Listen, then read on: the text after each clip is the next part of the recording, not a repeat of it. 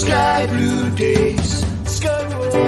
These are Sky Blue days. The CBS and the SBA will fight to the end and lead the way. Sing out together.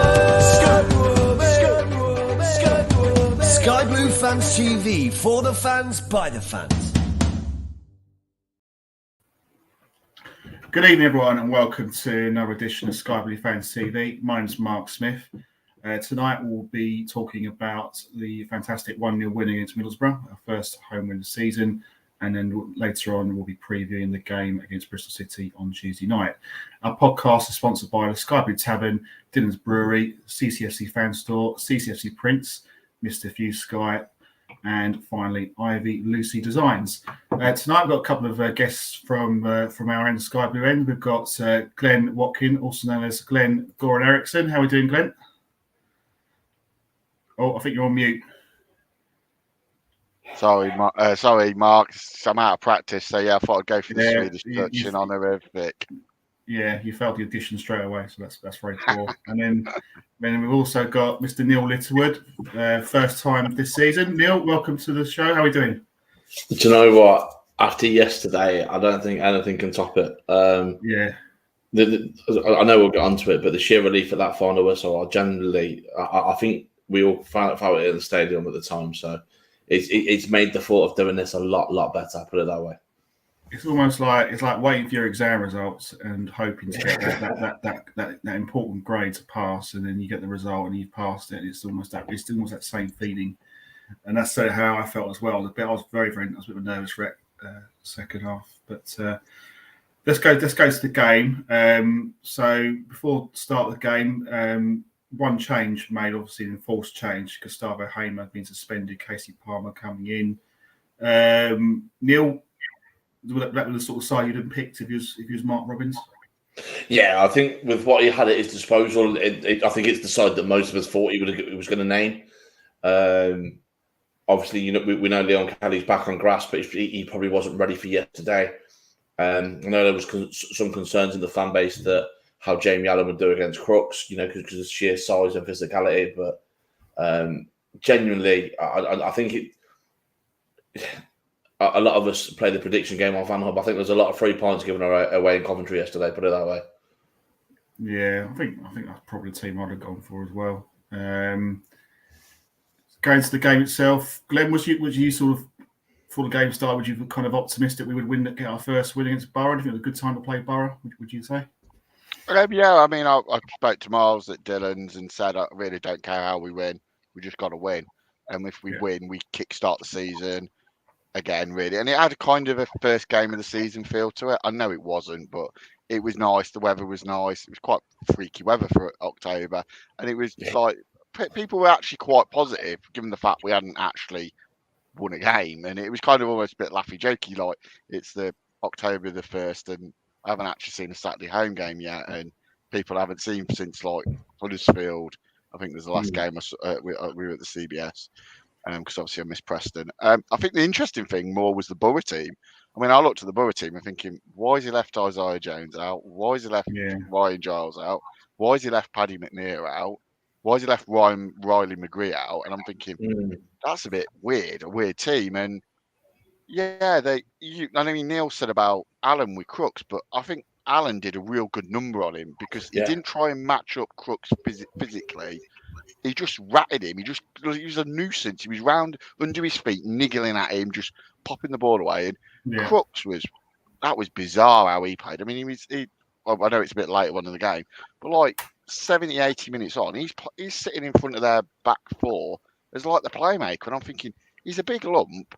You want him in the box on the end of crosses. And I felt Wilder he almost give us the initiative because he kind of like, I don't want Cov to attack us, and I'm like, but our wing backs aren't like not like wing backs we've had in the past, like Dabo on form or Todd Kane on form and Matson. I'm thinking Bidwell and Dabo aren't at that level, so yeah, it was a real strange team selection. So I was actually quite positive that Robbins went with Palmer.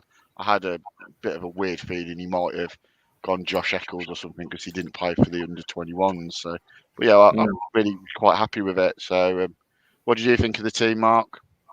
I'd have gone for that team as well. I thought Casey Palmer I'd have had him in the team as well. The only thing wasn't sure about was fitness, but I think bear in mind we've just come off international break, you'd have hoped he'd been fit. Because I know he's had obviously injuries and problems with that. And I was thinking, well, if he's not be fit for this game, when is he going to be fit? Because he doesn't, unless he's picked up an injury at training, he's got to be fit, surely. 100%. I know I said to a couple of people during the international break, I think there was 4 under 21 fixtures in the international break. 3, maybe 3. But the one thing Robin had come out and said about Palmer was about his getting him match fit and up sharpness, etc. I didn't understand why he didn't play a minute of those games. You know, we've seen Hamer drop down and he's made a couple of appearances. I thought it would have been the perfect opportunity to get some minutes under his belt to kind of get him up to pace. Hindsight's a wonderful thing. It's turned out to be brilliant. You know, he played yesterday and for me was man of the match. So I guess that's why I'm sat here talking about it and Robbins does it Monday to Sunday, you know. Although he should have scored though, shouldn't he, Palmer, the first? Oh, he could have had 2 or 3, I reckon. Yeah. I mean, the one he missed was better. He should score, really. He should hit the target. But the thing I like about him is I can see why he would rub other managers up the wrong way at clubs, because he probably isn't the hardest worker. He has got a bit of a chip on his shoulder, but I like that. There was that incident second half where he had a go with the Middlesbrough player. And the Middlesbrough player kept coming over and shoving him, and he kept going back for more. And I thought, he's quite cute and clever in that, and he's physical. And I saw signs. Yeah, I think you probably agree, Neil. When he came on against Birmingham, he looked just that little bit more clued up on the game and match sharp, and he's got a real good football brain. And he just those little easy fouls, you know, where you just get your body in the way or you just nick in, and that's what I like. He's got a real good football game, and when he's fit, he will. I mean, that one he had second half where he tried to chip Steffen. I mean, I swore it was in, but it just went wide. But I really do like him, but he's got to just temper his temper, so to speak. That one he got booked for booting the ball away is stupid, but I genuinely do think the prospect of him, O'Hare, with Vic or Godden is really exciting for once everyone's 100%. And his physicality, like you say, he uses it cutely. He won a couple yesterday. Don't know if anyone's seen them at the Manchester derby today and the penalty that was given for United at the end. Martial used his body really well, put a foot in where he knew he was going to get a foul, job done. And that's exactly what Casey Palmer does. He had a couple of those little turns yesterday, just a little drop of the shoulder, so cute. But for a guy of his size, you wouldn't think he'd be able to pull it off. And he was throwing himself into tackles and blocks as well. And it was good to see, you know, like we've all touched on about his match fitness and sharpness. You wouldn't have thought looking at him yesterday that he was out injured for most of last season and it only played dribs and drabs this season. Yeah, I think there's something there about him. I think his physicality is something we really need in that attack. Obviously with Big Vic as well, who's quite physical as well. But yeah, I just going back to the game. I just thought it was definitely a game I would definitely target 3 points. I thought it was a good time to play Middlesbrough. I said on the previous show that really anything less than a win wasn't really good enough. It's nice to get that first win. It's nice to get a bit of confidence. I think it's a bit of a lift for the club. I thought Big Vic took that goal really well. I don't know what your thoughts on the goal was. It looked to me like he went through the keeper's legs, but when I saw the replay, I don't know if he just went straight through him. I don't know what happened there. I mean, I don't really care really. The goals are going today. I don't give a SHIT. Keeper's got to do a lot better for me. Keeper's got to do a lot better. Look, granted, he's gone in, but Vic's hit it quite comfortably for a keeper to deal with, and it's just gone underneath his arm. I think the keeper was probably expecting a bit more of a flush, a strike. It did look like he's kind of scuffed it a little bit, but it's worked. And to be fair, Vic does that quite a lot. But when he scuffs them, they normally go in. It's the ones where he hits it cleanly where they don't. So long may that continue, because we'll take it all day long. Yeah, absolutely. Yeah. Glenn, was you ever kind of you feel kind of nervous as the game goes on? I mean, I personally was. I was thinking, Borough had a couple of shots on target, not really sort of saves you'd expect Ben Wilson to make, which he did. But as the game wore on, was you a bit kind of surprised that, or not surprised, but was you kind of feeling a bit nervous that maybe Borough could get a goal? Do you feel like the goal was threatening for them? I think they huffed and puffed a lot. I mean, I thought we were the team that worked the goalkeeper more. I think, like the stats wise, I think Wilson made more saves.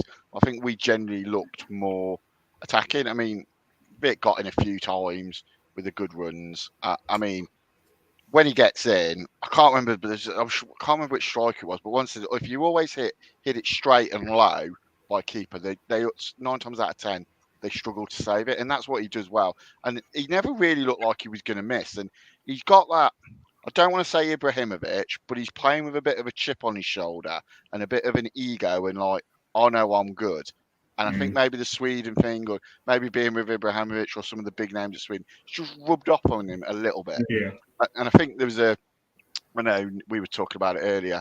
There was a comment about him being like a poor man's Haaland from a Middlesbrough fan. And he said, I mean that as a compliment. And I get the analogy. He does bully people. He's strong. It's just the finishing. If he was a clinical finisher like Haaland is, as an example, he would be absolutely fantastic. And that's why Wilder said what he said. He's one of the best players in the Championship. And I think if you put him or Godden in the Middlesbrough team, the chances they created, I think they lacked really a natural striker or someone who could get hold of it and cause us problems. The lad from Fulham did all right, but he got next to no service. Watmore was non-existent. Crooks, for somebody who normally plays well against us, he was abysmal. The midfield, I thought Mowat, they didn't have any legs. We ran them, which was quite ironic when we're missing probably 3 of our midfielders who would you say are probably more proven at Championship level. Allen was superb. Sheaf was really good. Probably didn't have his best game, but he was still class. Palmer was superb. We put Waghorn on, and then Eccles came on and did a little job. The only worry was that we're just going to get a lucky drop in the box, as happened a couple of times with the one where Mowat's hit it. I think it's hit Doyle, and it's gone to Muniz or whatever his name is, and he's just hit it first time and it's gone straight down Wilson's throat, and that's probably the bit of luck we need. But what did you think about Middlesbrough second half? I thought they were better than Neil, but I don't think they were massively like it. We were hanging on for dear life. I'll be honest, it felt in the stadium every time they made a sub, they got stronger. And you look at the names that were coming on as well, and you're thinking, Jesus wept. This is bringing on Jones and Giles, which we seen firsthand what Ryan Giles is all about and what he's capable of. And he's only grown since then. What he did with Cardiff and Kiefer Moore, the start of last season, and then when he went to Blackburn with Diaz and Gallagher, he thrives on having that big man in the box to deliver balls to, which is what makes it more bizarre that Crooks drop deeper and deeper and deeper. Because surely when you've got Ryan Giles on the pitch against a yellow-carded Dabo, who, for the life of me, I didn't understand why Crooks isn't saying, get the ball out to Giles and I'll get in the box against 2 very inexperienced centre-halves, Doyle and Panzo. Don't get me wrong, both played amazing, by the way. But they're there to be old man, for want of a better term. Fad's had a good game, but again, he's knocking on a bit. So surely Crooks has got to be looking at that, licking his lips, thinking this is what's getting us back in the game. And it just didn't materialise. And again, it baffles me why that didn't happen. There's some big names that we've spoke about in that Middlesbrough side. I'm sure if we all did predictions at the start of the year, we all would have had them up there. So it's baffling that they came here and played so poorly. Very reminiscent of last season under Warnock, where they came here with some good names, good pedigree, and we played them off the park. It's bizarre, really bizarre. I don't know what's going on up there. Well, they lack a bit of leadership. Sorry to drum up. They just look like, to me, for an experienced side, they lacked a bit of leadership. And I actually thought they played better last season at the CBS in terms of creating chances with a weaker side than they had in there. So it was strange. Just obviously, I think we've got to talk about the ref. our friend Mr. Martin, who we've had 5 times, and the last 4 games, 4 of those 5 games after. So I'll get it right. 4 of the last 5 games, he's give a penalty against Cov, and obviously he give 1 for us against Brentford. What do you guys think about him, Mark? Because I thought he was absolutely shocking. Yeah, I think some of his decision making was a bit strange. I mean, there was a clash of heads, I think, in the second half, and we had possession of the ball, and he restarted play, I think, with a Borough free kick. Yeah, that was a free kick. But that was Palmer hit it into Crooks' face. Crooks has gone down. We've got the ball, and when he restarted, he's give it back to them. Yeah, that was really strange because, I mean, having been a referee myself, usually the restart of play would have been that the team with possession of the ball would be given the ball back. That's what should have happened. So it wasn't. I wouldn't say it was shocking, but I think his decisions were strange. I think there was an incident in the second half with Gyökeres who went down the box. There was a sort of penalty shout, and then it wasn't given by the referee, which was okay. I think looking back, I was sitting in the West End. I had a perfect view of it. The actual foul was committed outside the box. We should have had a free kick there, but yeah, the referee's got to see that. I don't know if he's always helped with his assistance. I think Borough at times were quite clever. They were pulling shirts of our players when the referee was blindsided, and maybe his assistants could be helping him out there with a decision. I think there's a little bit of that going on. I thought Middlesbrough players were going down like a sack of spuds as well. Every bit of contact, they're just throwing themselves on the floor, and they're getting every decision. And it just felt like if you look at the statistics of the game and the number of fouls that were committed, he gave in Middlesbrough's favour. He gave a lot of free kicks for them, particularly in the second half. Yeah, I wouldn't say he was shocking, but it was just some of his decisions were a bit baffling. That's just my view on him. I just think it was shocking. I will say he was shocking, Mark, personally. I will as well. I know you've refereed in the past. I've refereed in the past, and I don't like to give referees a hard time because, look, we all sit there with our sky blue tinted glasses on and think, "Oh, that's never a penalty when it's given against us." When in actual fact, if it's the way around, we'd probably be screaming for it. There's lots of decisions like that. Yesterday, there was some that baffled me. Even the one that he gave one, it was on the halfway line, and now player ended up going in the book for it. But from even where we were stood, it looked like he said no and play on. And I'm thinking, oh, you mean the one with Alan where he kind of clipped Alan, and then Alan stumbled. And then he kept playing this, and I don't know. I hate this new interpretation where you play advantage. It's a foul or it's not a foul. Then it seems to be some stuff's a foul and some stuff isn't. And he let some grappling go, but then he wouldn't let other grappling go. And then it was just bizarre. So bizarre. And again, like I said, I try and give him the benefit of the doubt because he is impartial. The ref, this season, I've said it before and I'll say it again, I don't see the point in assistant referees because they don't give anything. Even some throwing decisions, they stand there with their flag by their side, looking at the ref, waiting for the ref to make the decision. And it's just, what is your purpose? Because surely you're there to assist the referee, hence the name assistant referee. And it's so frustrating. And I know we're not the only club that will bemoan referees because I do think the standard of officiating has dropped, especially since technology has come in. But that's a whole nother podcast, let's be honest, gents. But you can see the frustration in the ground, even with the players. Hence the reason why there was a little bit of pushing and shoving going on, at certain instances. I don't understand how some fouls were given and some weren't. Genuinely, you've mentioned the penalty incident, Mark. Well, I'm in block 15, so it's completely the opposite end of the ground to me. But from even where I'm from, you can see it's a foul. Yeah. I don't know if it's in the box or not, but you can see it's a foul. And I'm that far away. Surely he's got to be able to see that. It's the one he booked Dabo for. Dabo's pulled out of the challenge, and he's made minimal contact. I mean, I know he's come a long way, and he probably should have. It's just that you as a fan can say you can see the game slipping away, and it's going to get a bit needly, and players are losing the rag and starting taking a bit. It was the same against Blues. You could see second half the ref was slowly losing the control of the game, and if you can see it up as a stand, then surely the official on the pitch realises that he's losing control. No, and look, Robin said in his post-match chat yesterday about some of their lads wanting to swap shirts with Jock in the first half. The amount he was getting. Again, I'm halfway up on block 16, and you can see that happening. And don't get me wrong, I don't want the game to turn non-contact. I love a good tackle as much as I love a goal, but there's times where you look at it and you just think, well, come on, there's letting the game flow, and there's missing blatant fouls and stamping out certain things early doors, which I think with some officials they need to just have that little bit of a backbone about stamp something out early doors, and then it doesn't happen for the rest of the game. It doesn't turn niggly. One foul given for a shirt pull when Jock's turned his defender, which he did 5-6 times yesterday.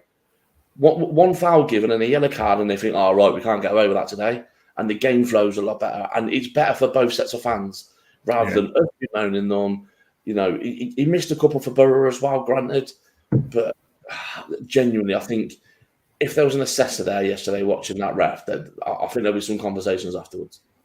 Yeah, I think the other thing as well is haven't the referees briefing the clubs at the start of the season saying, you can't. We're not going to give many, soft decisions, so to speak. Like they're going to allow a bit of contact, but it seems to me like it went the other way yesterday. Like every little bit of very, very sort of contact, players just threw themselves on the floor and winning cheap free kicks. I just thought it was taking the Michael, in my opinion. I think the most telling was I can't remember whether it was actually the free kick, the build up to the free kick they had where Stephen went up, where I think we've lost the ball and Isaiah Jones is running back with Bidwell, and Isaiah Jones is pulling Bidwell short, and you can see it clearly.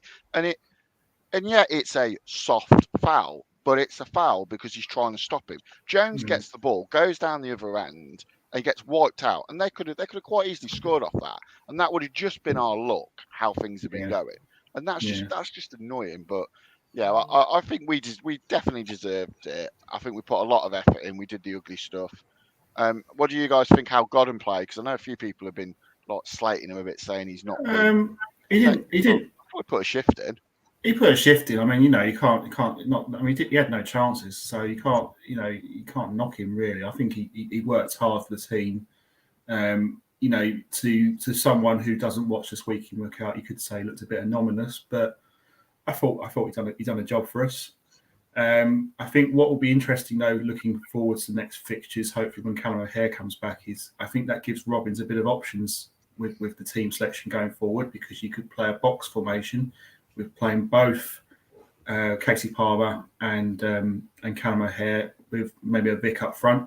So, but I think Godden for me is a start for the next game. No problems with him. I think he's a quality player. He's very good in front of goal. I think I'd have been a bit more critical of him if he's missing easy chances, but he had no chances. So I think it's difficult. I think if you look at the game itself, I felt second half we were very direct. Every time we got the ball, we were looking to hit long, looking to hit Vic, playing that long diagonal pass like a Dabo would hit long. And I think we were kind of playing the percentages a little bit second half. And I felt where I was a bit concerned and where I was a bit nervous was the fact that when we were playing those long balls and not winning that ball, we were then on the back foot, Borough pushing us back a bit. And I thought when they brought on Giles and Isaiah Jones, I thought they looked a real threat. And I looked at Jones coming on, I thought, I'm really, really pleased he hasn't started this game, because if he's on the 90 minutes, I think we've got a problem. I think Middlesbrough could win the game. So I'm actually delighted that Mr. Wilder left him out. So I think on the Godden thing, people are going to be a bit harsh and cane him. He's got 3 goals this season.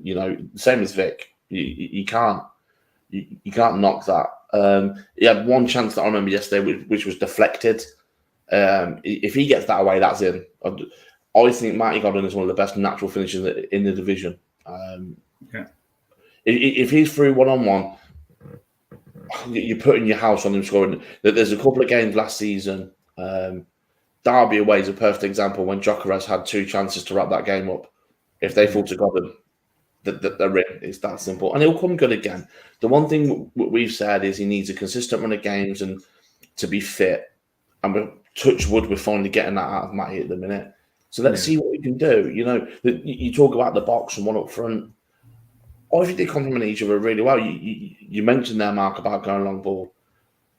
What a lot of people don't realise is Mike Godden was winning a lot of those headers, not Jock. And those chances where Jock had turned one, which was Godden was winning the flick-ons. And he just for a shorter guy, I don't want to call him small because he's about the same height as me. He's got a great leap on him, and he works so hard, so hard, and that's why I think we love him so much, because we can see how much he puts into it. Yeah, I'd love a couple more goals out of him the last 2 or 3 games, but the one thing that is happening, Vic's got 2 in 3, Godden hasn't scored, and I'd really like them both to be on form at the same time. It's the one thing we never get. Vic's on fire, scores goals, and then Vic goes for a dry patch, Godden starts scoring. That spell last season where Vic didn't score for, was it 13 games, something like that? Godden started to play, and I think Godden scored 6 or 7 goals in that time. And you just think, if you could get them both clicking at the same time, we destroy teams. We do what we did to Fulham at home, and we do that consistently, and we march up the table. But he's massively missing O'Hare, as the whole side are, personally. Yeah. Well, let's see what happens next game, and I'm going to introduce my next guest to tonight's podcast. I've got Bristol City fan and her Game 2 representative Eve Ralph. Welcome, Eve, to the podcast. How are we doing tonight? Thank you. Yeah, I'm well, thank you. How are you? Yeah, not bad. Well, I think we're all feeling a bit more relieved after yesterday. It's a bit like getting them exam results, and knowing you've got that grade that you wanted. So it's a bit of relief, really, more than anything. Let's look forward to this game against Bristol City Tuesday night. Bristol City come into the game on the back of 3 defeats. Has it just been bad performances, or has it just been unlucky? How do you assess Bristol City at the moment? So the 3 defeats, I believe, were against Norwich away, Burnley away, and then QPR at home yesterday. So I have been away for the weekend, so I missed the game yesterday, but I've had a little chat with some fans who've given an overview of it. With the Norwich game, we were unbelievable. Now, I'll be the first person to admit if we haven't stepped up, but the score there really didn't reflect how we played, and we very nearly came away with 3 points from that. It was a really exciting watch, to be honest. I went up to Burnley, which was 3 or 4 days after, and I think we were all slightly optimistic, but when 1-0 down quite early on, we equalised, but then it was evident that we were very, very tired. I think the 2 games just, the players were exhausted. So, but again, didn't come away from it disappointed. It's a funny time because we're actually playing well and it's enjoyable to watch. So I think it doesn't matter as much because you feel like the wins will come soon. So again, yesterday, slightly optimistic going into it. It's a home game. We've had the international break, and apparently the first half we just didn't perform. Came out and we looked like a different team because QPR were all over us. I think it was 2-0 going into half time, and then managed to bring it back to 2-1. But by the sounds of it, it was just too much of an uphill battle, really. So I think the performance was a bit better in the second half, but. Compared to the other 2 games, it wasn't too good to hear. But I'm really looking forward to Tuesday night. But going in with a very open mind, because it could be anything. Yeah, I mean, I think Nigel Pearce was quite critical of the players after yesterday's performance. So I guess he'll want a reaction from the players after yesterday. In terms of players, which players have kind of stood out for you this season for Bristol City? So big standout player for me would be Alex Scott, but I've been informed today that he picked up his 5th yellow card yesterday, so he won't. He's really good to watch, and we'll do well to keep hold of him for as long as we can, to be honest. So Conway, great song for him as well, by the way. Pardon? Great chant for him as well. When you boys get going with that, it's brilliant. I do like that. Yeah. Well, we won't hear that on Tuesday, but we might hear it another game. Yeah, I think it might have been borrowed from Celtic. I think I don't think we can take credit for the words, but it's that is a good chant. But yeah, so he won't be featured. But Conway, he's really stepped up this year. I believe he might have scored a couple. It was either him or Sykes scored a couple against you in the cup, I think. Yeah, Conway got 2, and he was very impressive. Yeah, very impressive that day. Yeah, he was one where he had a really good pre-season, and it's where like always going to be able to keep it up in when we come back to the league, but he has done. So I'd say that he's a standout player as well. Yeah, I'm trying to forget about that cup match. It was, sorry. Yeah, not one of our finest days. Formation wise, is it generally speaking you play 2 up front with Andy Vyman just playing off the front 2? Is that a formation that Pearson likes to play at Bristol City? Is that a likely formation for this game? Well, I'm not sure because Scott won't be playing, so it'll be interesting to see what formation he goes with. So Wells and Conway work really well together, and they're a really good partnership. We've had Wells for a few seasons now, and it seems like he's only just really flourishing. When we first signed him, we were so excited, but he wasn't really fitting in with our style of play. So since he's now got that partnership with Conway, that's when he's starting to find his feet a little bit more. I'm not sure why Semenyo didn't start on Saturday, but he was playing over the international break, so maybe he was just a bit tired. But I think he'll probably start on Tuesday, and he's more of an attacking player as well. So we'll see what the formation is. Yeah, I think I remember Semenyo playing against us last season, and he's a really good, strong player, and I think he could be a real threat for us if he starts. Chris Martin always scores against us as well, usually. So, he does, but he's on the bench yesterday, I noticed. So maybe. Look, he hasn't been getting too much game time, but again, he might. Well, I don't think he'll start on Tuesday. He might come on as a sub, but yeah, you might be lucky there. Yeah. Sorry, you've touched on the cup game. How different a lineup can we expect Tuesday night compared to that cup game? I think we made 6 or 7 changes for our next game from that, and I'm sure you guys did too.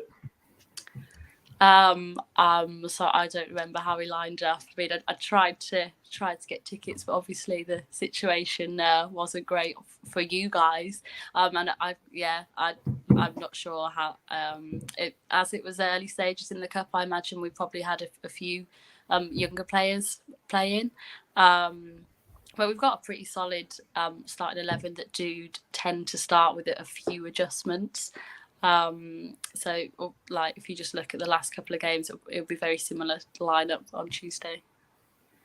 What sort of style of football would we expect in Bristol City? Are they quite a direct team, or is it kind of like to play into say a Vyman and just sort of play sort of intricate kind of football?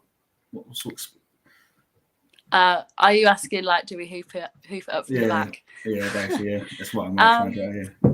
So I'd say it is a lot more intricate. So what I will say is we've got Naismith playing for us, who he is an unbelievable player in setting up goals, like from the back or from free kicks. But when you're playing like that, you are letting yourself up for mistakes, and when you make those mistakes, it's in very dangerous positions. And he has been like the reason why we have conceded a number of goals. So but that's what you get with playing with that style of football. When it works, it's brilliant. Sometimes that he tries things, and I think when he first started playing for us at the beginning of the season, he needed the rest of the team on his wavelength. It's as if he was planning on doing all these tricks and skills in front of Bentley goalkeeper, and he's not expecting it, and that's when you are exposing yourself. So we do try and play out from the back, and we have been counter-attacking it. We're usually the team that has that happen against us, so it is quite refreshing to be able to be on that side of it. But it's enjoyable football, as I said, that we're now watching. But watch it on Tuesday now will be really horrendous. But up until now, it's good. And are the fans behind Nigel Pearson generally? What's the mood there? Is he quite popular with Bristol City fans?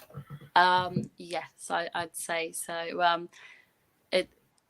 I can't even think how long he's been with us. It's been long enough, and we've gone through spells where it was looking like we could have been going down, and there was murmurs of like we need to get someone fresher in, but he has built this team, and you can almost say he is playing the long, and I think people are generally appreciating that, and it's changed. The people are more optimistic, and I feel it's been a long time since they have been, and that probably it will be down to Pearson. So yeah, general consensus is we're quite happy with him. Yeah. Just going to take some comments here from about this game. Evening, Carl Holly. Carl posts, evening lads and Eve, obviously. I reckon we will win at Bristol City on Tuesday night. How are we all feeling after yesterday's result? Glenn, is this a game you feel optimistic about, or is this a game you'd be happy with just a point? I think we just got to get something from the game. I think just keep the run going. If it's a boring 0-0, I'd take a point. I say that there's normally always goals when we play Bristol City. It's never a dull 0-0 game. There tends to be like goals. So yeah, if the games last season were anything to go by and the cup tie, yeah, it could be exciting game. And there's normally a bit of.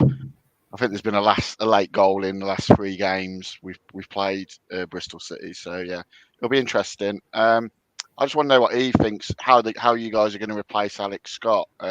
Is Matty James fit, or I think he's been injured, or is it Masengo? I think he played against us in the League Cup and did quite well.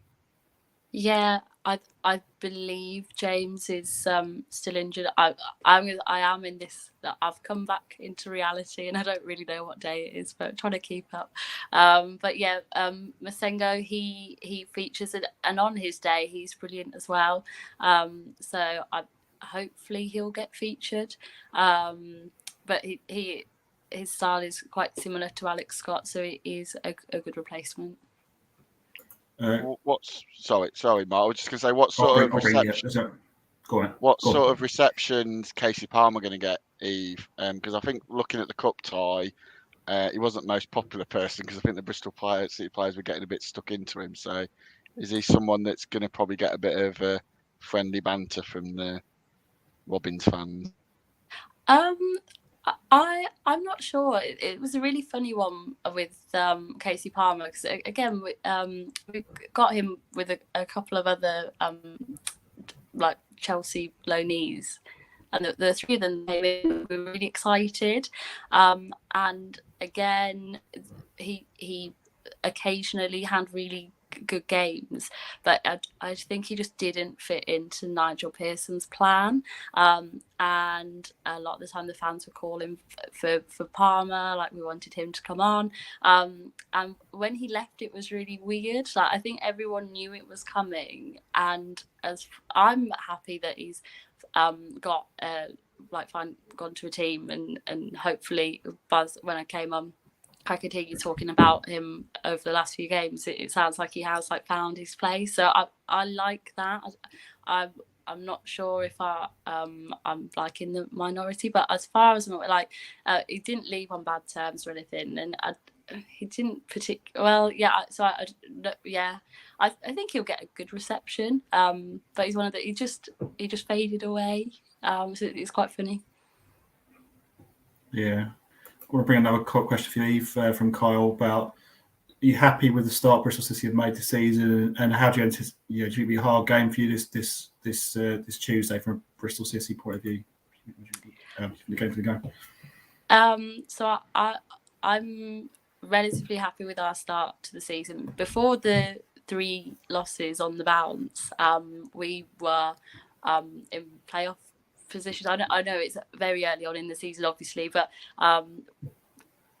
I think our first game we didn't get anything from it, and I didn't go. It was Hull away, and I heard you also talking about the referees.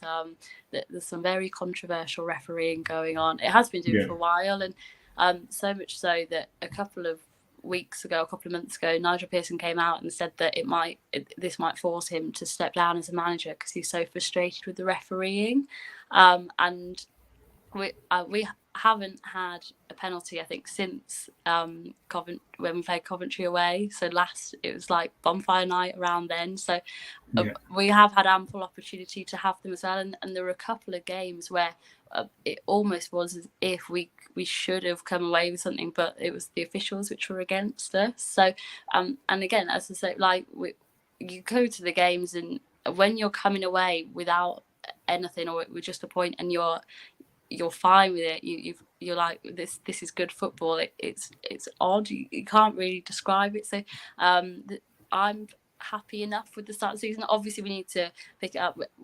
Realistically we need a win on Tuesday, coming off the 3 defeats, but if we continue what we're doing, we're probably no fans are expecting or hoping that we can go up this season. I'm not saying we're ready for that, but I think we'll definitely be comfortable, and we can just grow from where we are now. Yeah. One other question very quickly, just from a point of view of the away fans. Parking around the ground, where's best? Is there plenty of ample parking around Ashton Gate? No, there's not. I would say try and get there as early as you can, because I believe that they're digging a hole in the bridge near the ground at the moment. It's generally street parking. I think there are there's park and rides, and there's I think it's a cricket ground which is kind of close. I parked at that cricket ground last year. It's a 5-minute walk. It's all right. Yeah. Okay, yeah. Well, I won't give you the street name that I park on, because I don't know how many people are listening, but we don't want extra hundreds or thousands of people parking on that street. We head for the cricket ground. It's not expensive, and it's a short walk. So yeah. Cool. Thanks very much for that. Neil, from just going looking back to the game, any changes you'd make? Keep it unchanged for this game? Unchanged. I don't think don't change the winning side. We haven't conceded a goal since Rose went out the side at Luton. So I think the back 5 names itself, Wilson stays in for me. And the midfield 3 worked. Palmer's going to be chomping at the bit to get back to Ashton Gate and silence some doubters and prove a point. You touched on the cup game, and that there were some heavy tackles going in, and I think he got a little bit of a lovely reception from the travelling fans that managed to make it up to Burton. So I think he'll be looking forward to stamp his approval. And Vic and Gordon look like they're working well together. And Vic enjoyed his time down at Ashton Gate last season with that 89th minute winner. Sorry, Eve. But I don't see how you can change. The only way you change it is if Callum O'Hare magically is super fit and ready to go, and he comes in. But apart from that, it isn't broke, don't fix it. Yeah, no, I totally agree with that. I think the only thing I'm a bit slightly worried about would be any injuries from the game, but I don't think there's been any reports of any injuries, or certainly didn't see anyone limp off or anything like that. So I'd go same team as well. I'd expect Bristol City to be in our faces, particularly Casey Palmer, because I think he's a big player for us. I think he's the link man. So it's a big game. I'd be happy with a point, but I think we can actually go there and win if we play to the way we can do. I think my slight concern is I think Bristol City are a better side than Middlesbrough, and being away from home, we've played the majority of our games away from home this season. We've had 3 draws and 3 defeats, but I think we can at least be going to the game on the back of a win, and also the fact we've had a couple of clean sheets now on the trot. So 5 halves now clean sheets. So that's something that's it's encouraging. I certainly would, I think if we had not have won yesterday, I probably would have feared the worst. But I think it's a game. I think it's a game we can win. I don't know why I think that. I think we won there last season. Although I thought it was a tough match at Bristol City. I think Bristol City are a good side actually. You look at their league. Very good game last year. It was a very good game. You look at their. If you look at the league table, Bristol City have won. They either won or drawn their games, haven't they, this season? They haven't drawn many games. I think they've won.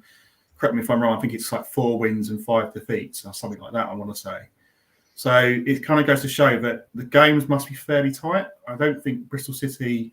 I mean, would that be right, Eve? Would you say Bristol City in a lot of the games this season have been in those games, or has there been any games you've seen where you feel they've been kind of been well beaten? I do where like when. I think the line's just gone a bit.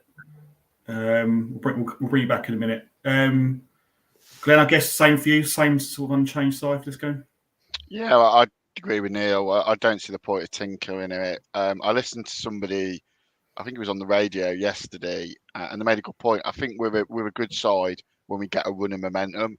And the best runs under Robins is when the team kind of almost picks itself, or it's a group of like 14, 15 players, and we like rotate them, and we just get a settled side. You don't want to be messing with the back five. You don't want to be bringing Todd Kane in. You don't want to be bringing Rose in, or making changes like that. I don't want to see that. There's no point. If we go 3-0 down, make the changes. You've got 5 subs, take people off and rest them. But pick the team you've got on the pitch and get the best people out. And it'll be interesting how Doyle plays, because he had a bit of a shocker, to be fair, against Bristol City in the League Cup, and we'll see what lessons he's learned and what he can do, because that lad Conway, I've watched him a few times against the under-23s, and he looked really good, and he had a good game, and he just got 2 lucky goals, but you've got to be there to finish them. You hit them and you hit the target. And I mean, I think all of the goals we conceded against Bristol City that night in the League Cup were pretty horror shows, and I think Ben Wilson had been out celebrating his birthday too much, so hopefully he puts in a better performance this time and we defend better. But yeah, it'll be a good game, I think. And if we can get a result, it then sets us up for Burnley, and then a 7-point, 9-point week, even a 5-point week would be a great return, and it gives us a bit of momentum, and then we kick on. And the picture changes. If we get 2 more wins this week, the picture is massively different. We almost, I think we go 2 points potentially behind Bristol City. We might even be out the bottom 3. You've got other clubs who are sacking managers and left, right, and centre, and we look like we've got a bit of stability at the team. And I know it's ironic because we're bottom, but we do look solid and stable, and we actually know what we're doing at the moment. So it'll be a battle. Nigel Pearson's sides ain't going to roll over, but yeah, we just got to get something and go to the next game. That's what October is. We just got to try and get something from each game, get to the World Cup break, see where we are, reset, refresh, and then we'll all know by that time what our goal is for the rest of the season. But there were signs, real promising signs, the last 2 games I've seen. Yeah, I think it's just another game where we've got to. It's all about getting that first goal, isn't it? I think if you look back to the game last season, we won 2-1 and we got that first goal. I think in tight games like that, I think getting that first goal is so important because it gives you that bit of control, gives you a foothold in the game. I don't know what to make of this game. I think I don't know results wise. I think it's definitely a game we can win, but it's all about performance on the day. I think all I can really say is we've come into this game on the back of staying undefeated out 3 games, and to be honest with you, I would take probably next 2 games 4 points. If we get, say, a win either Bristol City or Burnley and get a point on one of them games, I think you'd take that really. I think 10 points.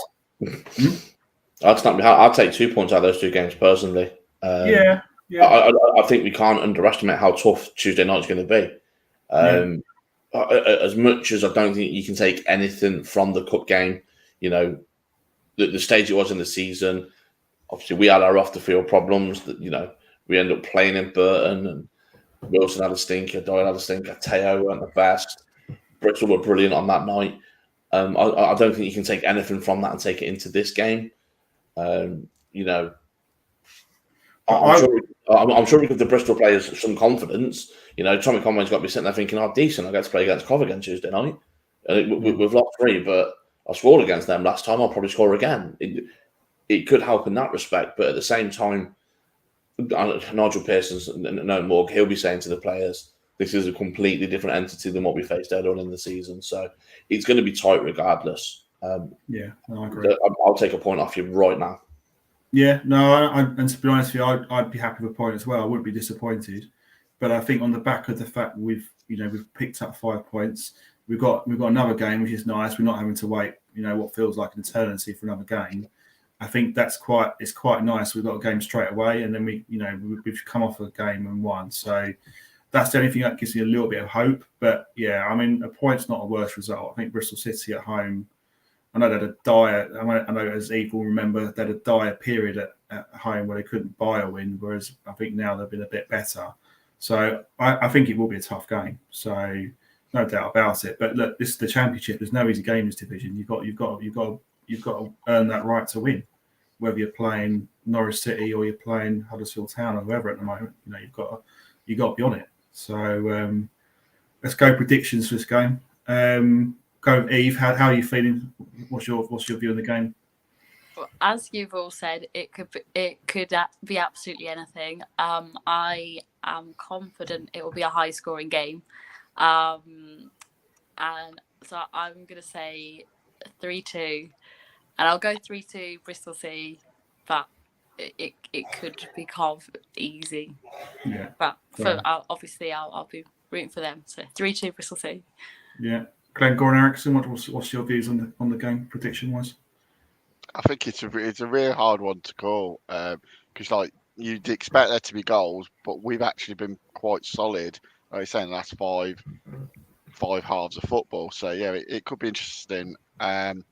I think it'll probably be Cov by the odd goal, so I'm going to go 2-0 Cov. I think Cov will get a score early and hang on, and then we'll score late on to seal it. Yeah, Neil, what's your view? Flip a coin. I genuinely think it's going to be that close a game. Ashton Gate's a tough place to go. Vocal support, partisan support. Down there in the southwest, but I think momentum's on our side. If you look at their recent form compared to ours, the fact that we've seen quite solid, we seem to be getting that momentum that Glenn touched on before. I think I repeated last season. I think 2-1. Yeah, I'm gonna sit on the fence. No, I'm not. I'm gonna go for a Cov win this game. I think we're gonna win 2-1. Wow! Right. I know. 20 on the 2nd of October. Mark didn't sit on the fence, right? Put that on your diaries. Yeah, I know. I've got this reputation as being offensive, but I think on this occasion, I correctly predicted that we'd beat Middlesbrough, although I didn't get the scoreline right, admittedly. I think for this one, I reckon it's going to be similar to last season. I think we could be 2-0, and I think Bristol City will come back 2-1, and I think we'll be hanging on. But I think we'll nick it. I think we can win this game because I just feel that we've got momentum on our side. My only slight concern is I think for us to achieve that result, I think we need 2 massive performances from Casey Palmer and Big Vic. I think they're the big players for us, and obviously defensively we've got to concentrate and all that. But from an attacking point of view, I think if those 2 guys can perform, and maybe Matty Godden, of course, not forgetting of him. So those 3 guys perform, I think we've got a really good shout of winning. You have to remember Bristol City are coming on the back of 3 defeats, so confidence-wise, it's possibly a good time to play them. I'm not saying there's no real good times to play any team, but I'd say, like the Middlesbrough game, we played Middlesbrough a good time. I like to think we're playing Bristol City a good time. So that gives me a bit of hope. And I'm saying now, if we get 4 points next 2 games, gives us 10 points. I think we can look at the season with a bit more optimism. And then you've got guys like Callum O'Hare coming back, and obviously Hamer will be back from suspension. Then things look a bit more rosier. And let's be optimistic. That's no doubt. I think it's gonna be a tight game. I really do. I think Bristol City are a decent side. and just make no bones about it. It will be a hard game, but why not? Why can't we not go to and get a win? That's just my view. Totally agree, Mark. Yeah. We'll probably lose now. So I've just said all that, but and I'm sure Eve will remind me of that fact, so that's fine. I'll go off the grid if you win. Yeah. So we got 3-2, 2-1. I think you said 2-1, Neil. You said 2-1, mate. 2-1. And Glenn went 2-0. So probably will end up being a 0-0 draw. Pretty boring. Yeah. So, That's fine with me. It's a I'll point take on the it. board. I'll take it. We've got the clean sheet, so yeah, that's really, really not bothered. Kyle feels positivity as well. It's a long draw for 0-0, but I'll take it right now. Yeah, I wouldn't be disappointed in the draw. But then I look at Burnley and I think, oh God, I'm not. That's not a game I'm looking forward to, Burnley. But then that's why I'm thinking if we can nick 3 points, and then I feel like Burnley then would be a free hit game because from the point of view of we've done pretty well. So yeah, I think my concern with us is I feel like our squad is so threadbare. If we get a couple of injuries to key players, we're really up against it. That's what my concern is ahead of the season, and that's just one of those things really. But we'll see what happens. So yeah, that's end tonight's podcast. So I'll extend my thanks to Neil Littlewood. Thank you for coming on tonight. Glenn Erickson, or Glenn Watkins, as is also known as. Thanks for your contribution tonight. Ephraim, thank you for coming on the podcast, and I wish Bristol City luck for the rest of the season after this game. So thanks for coming on. We've got another show later this week. We've got to confirm the time and date. We're having the Burnley preview, and we're talking about the Bristol City game, reviewing that game. So that's to come, and we'll obviously post that on our social media channels. Thanks everyone listening. My name is Mark Smith. This is Sky Blue Fans TV. Play up Sky Blues, and we'll speak to you next week. Good night.